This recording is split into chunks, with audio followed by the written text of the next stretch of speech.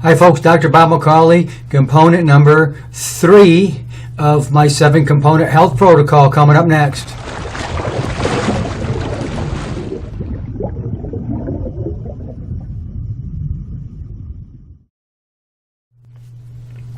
So component number 3 of my 7-component health protocol is raw fruits and vegetables. Yes, raw fruits and vegetables. That's what belongs in your body if you want to be healthy.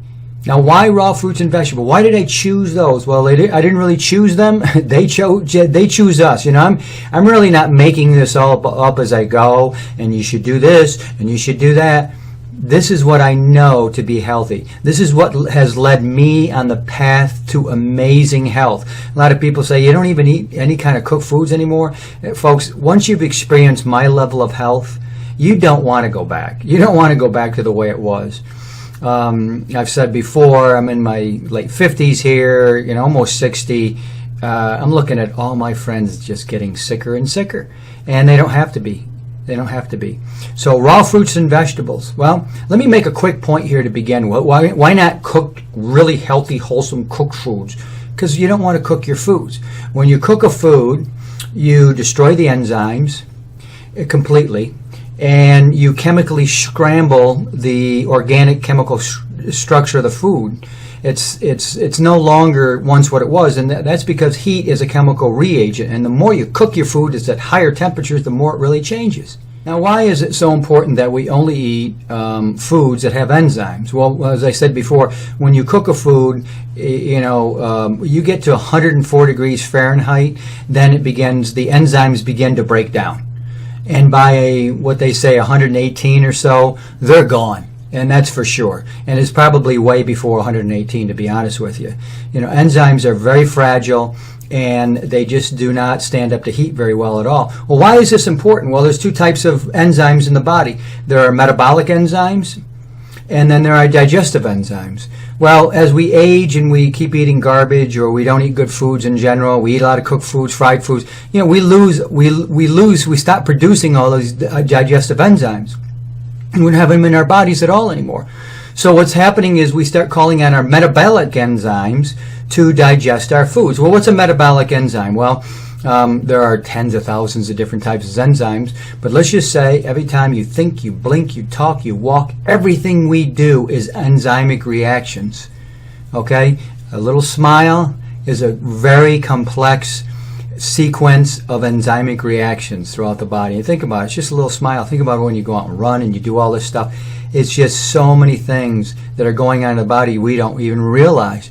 And what we're doing is we're starving ourselves of these enzymes. We're not ever replacing them. So our body, again, is always, we're becoming acidified, you know, through the process of eating too much cooked foods, and then depleting ourselves of enzymes, and enzymes are critical to our health. So I hear all the time, why don't doctors talk about this? Well, do you think they're talking about teaching doctors about enzymes and what belongs in the body to be healthy in medical school? They're not. They're teaching medicine. And what I do has nothing to do with medicine. I don't know anything about medicine. I don't know anything about medical procedures or pharmaceuticals or drugs or any of this kind of stuff. What I know about health, and like I've always said, you know, these doctors, medical doctors, they should just stay away from health and quit pretending like they know something about health, because they're practicing health without a license. And not that you should have a license to practice health, but, you know, I mean, you should have some kind of qualification, like maybe you're healthy, you know, you look healthy. You can really do things that healthy people can do. So anyway, those are the qualifications. So, raw fruits and vegetables full of enzymes, and we are desperate for enzymes. We need these. You know, see, a raw food has a lot of energy, okay? And there's a lot of things going on there. It's full of enzymes, and it's full of electrons.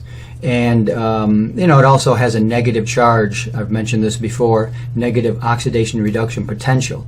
So there's only 2 things that I know of that have a negative charge or the ability to reduce the oxidation of your body. One is ionized water, alkaline ionized water, and the other one is raw fruits and vegetables. They have this negative ORP, this ability to reduce the oxidation of your body. And if you cook a food where you've taken it from a negative charge, say you cook a bunch of vegetables, they're down in the negative range, okay? And then you cook them, now they're up in the positive range. So you oxidize them. Fire and rust, those are two good examples of oxidation. So you oxidize that food and then you consume it and you oxidize your body. You're accelerating the aging process. Think about it that way. You're burning yourself up inside, and you need something to. You don't need to put things in your body. They're gonna put out the fire, and then allow your body to rejuvenate itself, and to reverse the aging process, not chronologically but biologically. Okay, because I've said 1,000 times before, and I think some of you might have heard me by now. We don't get old and get sick and die. We get old and we keep eating the wrong foods and we get sick. And that's why you see people in kids at any age and people of every age with serious diseases of any kind. You name it, cancer and fibromyalgia and heart disease and all these other things of any age.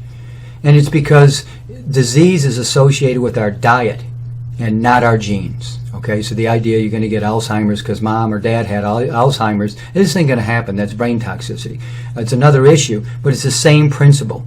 Now, what about raw fruits and vegetables? What other evidence do we have? I got a lot of evidence. My main piece of evidence that raw fruits and vegetables are really healthy for you is that you will not find chronic disease in the wild. I say this all the time, and I got to tell you something. Of all the things that drives people insane is hearing me say that you will not find chronic disease in the wild. You don't go out into the wild, nobody shoots a deer and brings it back and finds it full of cancer or fibromyalgia or heart disease or high cholesterol or any of these other things. It's only the animals that we domesticate and we put on a cooked food diet or a puppy chow or a cat chow diet or whatever it is, they end up with all the same diseases that we have. Okay, again, you don't find it in nature. You can't find it, and you'll find infectious diseases. Okay, such as rabies is a good example. So infectious disease, bacterial, virus, yeast, mold, fungus, those are found in nature. But chronic disease, no, they're exclusively belong to human beings in the animals that we domesticate. Even the ones that we have in the wild that come in and eat grain that we put out for them, like down in Jackson Hole, Wyoming, where all these deer, these elk actually, have gotten cancer now.